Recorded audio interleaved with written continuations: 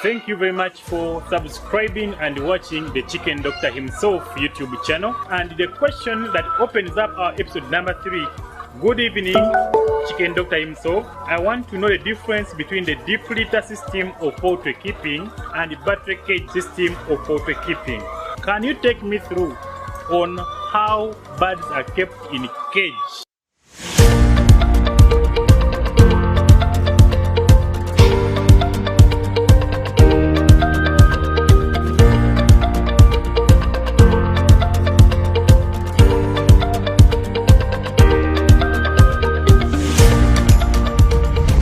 This is episode number 3, and the question that opens up our episode number 3 came from Annette of Kalaji. Annette of Kalaji was asking, she said, good evening, Chicken Doctor himself. I want to know the difference between the deep litter system of poultry keeping and the battery cage system of poultry keeping. He went on and said, I have been keeping birds under deep litter for some time, but I don't have any experience in keeping birds in a cage. Can you take me through on how birds are kept in a cage? So that is Annette of Kalaji, and we are going to take her through the cage system of keeping birds. So when we talk about the battery cage system, we are talking of a system whereby birds are isolated in what we call cages. Section is called cages. Birds are not kept on the litter, not on droppings, but just in cages, meaning birds are totally differentiated, all separated from their droppings and litter. That is the battery cage system. So a battery cage, all cage, will come in form of units, and these units have a number of things. One, each unit will have a feeder, or what we call a feeding section. Each unit will have the drinking section, which is the nipple, and each section shall always have a door which you open, put the chicken in, then you can open in case you want to remove the birds. Then it will have a section where the droppings will go, but all that will come out very well after arrangement of the cage. So it means that if you are to do battery cage system, you don't need drinkers, you don't need feeders. Everything comes as a complete section of a cage. So for the cage system, just like a deep litter system, one, you must have a house or a shelter where your birds are going to be. And the principles of construction of a standard poultry house must always take place, must always be put in consideration. One, it must be rectangular in shape. The house must be rectangular in shape, whereby it is more long than wide. Then number 2, it must, this is a very important factor, it must not be near fruit trees. So farmers avoid planting a lot of fruit trees near poultry houses. Reason, they always attract a lot of wild birds, they attract flies, which things always distract the birds and spread disease to birds. So avoid the fruit trees around the birds. It's better to plant things like pine, like eucalyptus, like trees which don't bear fresh fruits around the chicken houses. Okay, then the chicken house must have very good aeration, just like a deep litter house, so that the air can flow very freely, whereby we just build a few inches from the ground, then the rest of the house must be net, as I explained in the previous videos, so that it allows enough air to flow in the house. But also for a cage, the height of the house must be a bit higher. Reason, because the birds which will be at the top, or the last birds at the last tier, will have issues. One, there will be a lot of heat from the roof, which will affect their production, and also it will be a bit congested at the top if you just make it close to the roof. In case of rain, the noise is too much, so they will always be distracted. So always make sure there's some distance from the roof to the last birds in the cage. So that's about aeration. Then also in a cage system, you must have enough working space. One mistake which very many cage farmers do, they make the cages very close to each other. You find that where they work from is very limited, and in such cases, there are a lot of accidents, breaking eggs and the like. So always have enough space between one cage to another, also between the wall and the first cage. So that space is very, very key for any farmer. So as you are planning your houses, when you are planning the space, make sure there is enough middle space between two cages and also space from the wall to the cage. In most cases, we use 1.5 meters at least from the wall to the first cage, and also we use around 2 to 4 meters from one cage to another, depending on the space you have as a farmer. So if you have enough space, if space is not a problem, you make it as big as you can. But if you have an issue of space, at least have 2 meters between one cage to another to give you an ample working space. So what happens is you must be ready for some of the problems and some of the advantages of a battery cage system. One of the problems we face in the battery cage system is the issue of wastage or the droppings. So the droppings, not like deep litter whereby the chicken droppings will be mixed with the litter and at the end of the day you take them out. Here the droppings are not mixed with the litter, they are real droppings. And once it is a lot, first of all it smells a lot unless you do other activities on them, which we shall explain in our continuous videos. But in most cases, you have an issue of the chicken droppings. So you must have a plan where to put and where to keep the droppings. Some people have gardens because chicken droppings always provide very good manure. Other people will sell the manure after drying it. So there is a lot of ways that you can deal with how you can deal with the manure. But also another way, people always have what we call solar dryers, which will help a lot in the maintenance of the droppings in a very good condition. Why?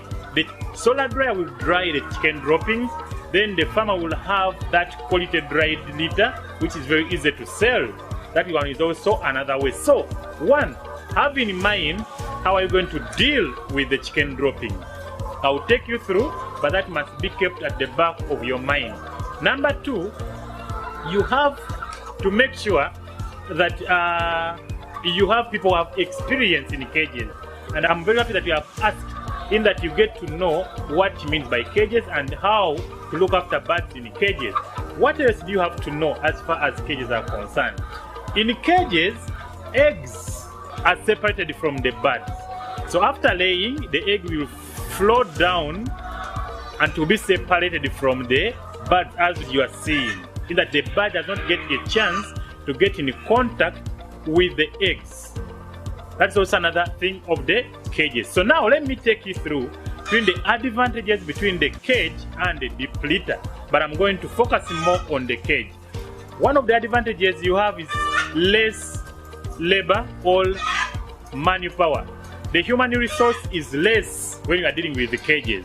Why? Because for a deep litter, you need someone who is going to make sure the birds are given a feed, eggs are collected from the laying nests, you have to remove the litter, you have to give them water. But in a cage system, you find that the eggs are very easy to collect because they are isolated from the birds. Number two, you find that the water is automated, it comes from the tank through the nipples. Birds can easily access the water. Serving food is also easier in cages because you just move in one straight line, not running from one feeder to another. That's also a very big advantage when it comes to cages. Another advantage with cages is that birds are separated from their droppings. So there is limited contact between the chicken droppings and the chicken. That one helps in the reducing on the chances of infection in a poultry house. So that is one is very key because they are isolated. Another advantage of the battery cage, it is very easy to identify birds that are not laying. But in deep litter, you will just find eggs in a laying nest. You cannot know which bird laid, which bird did not lay. But now in battery cage, you always be able to know which birds are not laying, because if you have 4 birds as you are seeing, you find 2 eggs, you know 2 have not laid. And if it is a continuous thing, you find out and know something is not right with that unit of the cage. So it's very easy to know which ones are not performing well as the others. Then it is very easy to identify a sick bird in a cage system. But in a deep litter system, it is very hard. Why? Because you just find birds are running together. they are moving together. So identifying a sick bird becomes a very serious hassle. But in a cage, it's very easy to see a bird that is not fine and you identify it. That one is also a very big advantage when you come to cages. So another thing that the eggs in cages, as you are seeing, they are very clean compared to the eggs in deep litter. The reason is the birds in the bird tray cage system are separated from the eggs. So there is no way eggs will get into contact with the droppings of birds. But in a deep litter, a laying nest has very many birds, and the birds are in contact with the droppings plus the eggs. So it's very easy to have eggs soiled by the droppings and hence giving you dirty eggs in case of a deep litter setting. But for a bird tray cage system, our eggs are very clean because the eggs are separated from the birds. So there is no way chicken droppings are going to get in contact with the eggs. Another advantage of a cage is how easy birds can access feed. There is less competition compared to the deep litter, because here a section of birds receive their own feed and they eat the feed. But in a deep litter, if you don't have enough equipment, you're going to find a very serious problem. Why? Birds will always fight for the feed, for water, and always you will have problems. But here, each section has its feed system, it has its own nipple system for water, so there is limited competition. And for that reason, we have very serious uniformity in case of cages, yet in a deep litter, it is very easy to have an uniform bird. So that's also another advantage of the cage system. So, let me take you through some of the disadvantages of the cage.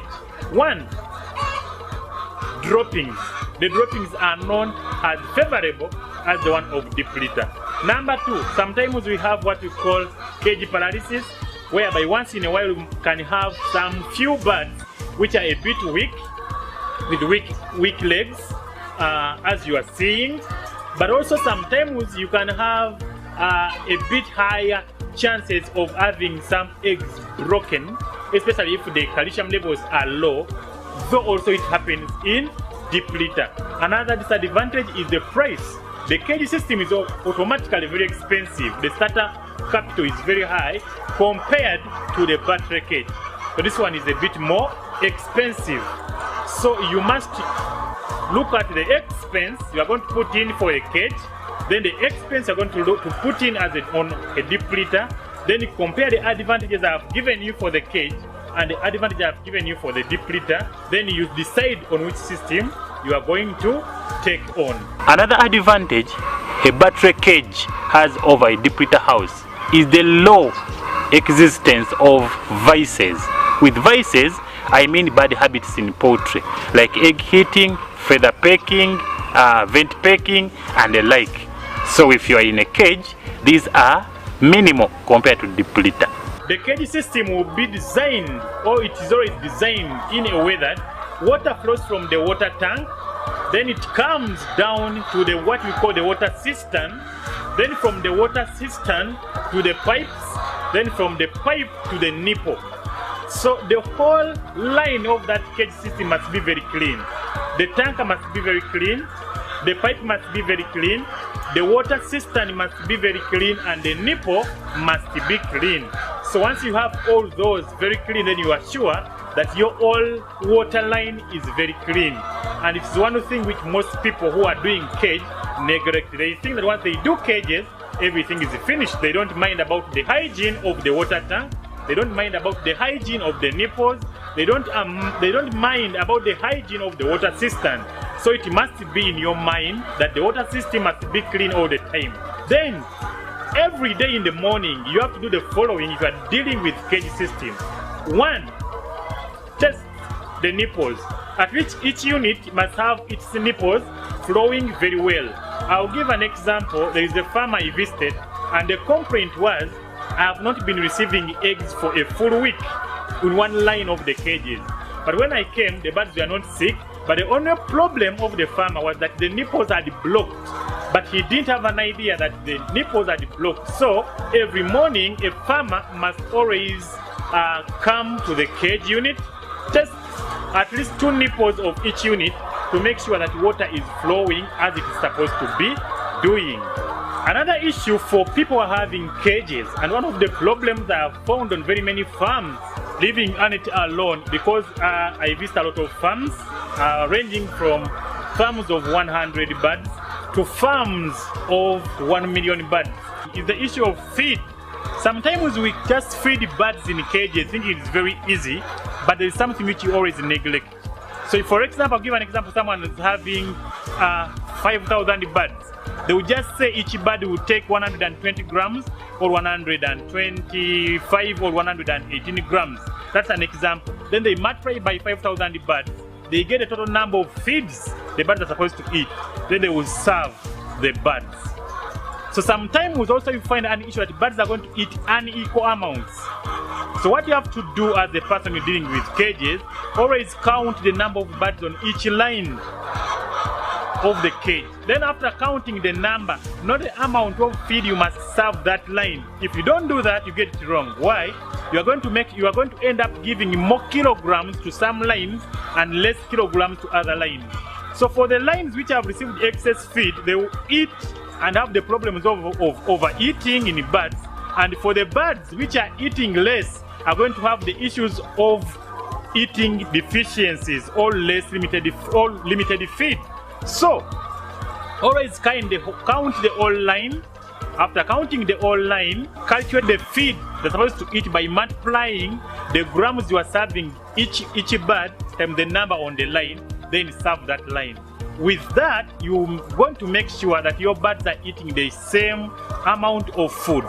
Another thing you must look at as far as feed is concerned, always level the feed, especially for those without automated systems of feeding. Level your feed to make sure that birds are always not wasting feed and are also eating equal amounts of feed. So make sure that point is taken care of as far as cage is concerned. Then about the eggs, very many people think that once they have cages, they can leave eggs for like even a week so that they fill the place, that they just come once and collect. I've seen examples whereby I knew of some farmer who had only 2 workers looking at 25,000 birds. But what he used to do, he would leave the eggs for like a week, then he comes on the weekend with the children, they collect the eggs. But that is not right. Even if it's the cage system, you're going to have a lot of damages just because of that. So always do regular collection of your eggs. One, it is going to reduce the amount of damages you get from the cage, and also it is very easy to monitor the birds in terms of production, in terms of disease and other things. So at least remove your eggs 2 times a day to make sure that each day you record the number of eggs you have received from your cage for easy monitoring of production on a daily basis. Just like the deep litter system, also the battery cage system, you must have good biosecurity measures. And for biosecurity, you must have a disinfectant where you step in or get sprayed before you get access to your house where you have cages. And also record keeping. It is always advisable to have boards within the house. For day-to-day record keeping, you must know cage A produces this amount of eggs, cage B produces this amount of eggs, cage A had these mortalities, cage B had this number of sick birds. So your records must be very well elaborated on a board which is inside a chicken house. So records are very important, and also biosecurity is very important. But also under biosecurity in a cage, we always advise farmers to do what we call misting. So misting is very, very key as far as poultry farming in terms of cages is concerned. This is a very big problem. Very many farmers think that once they are in cages, disease is not an issue. But you have to make sure you prevent disease before you get hit, because once you are hit, a lot of losses, a lot of expenditure. So as a farmer, misting in a cage must be very, very crucial. Another thing you have to look at in the cage is the flushing of the system. I talked about the water system, so we do periodic flushing of the water system, the pipes. From the tank, you have to make sure you wash it. Then after washing the tank, make sure you flush the system. We use a lot of things which I will talk about later, but you have to make sure your system is at least flushed every week to make sure your birds are drinking very good water, which is clean, because a lot of E. coli multiplies in the system, which ends up infecting the birds and other infections. So the hygiene of the water which birds are taking must be key, but everything must be at the back of the mind of the farmer.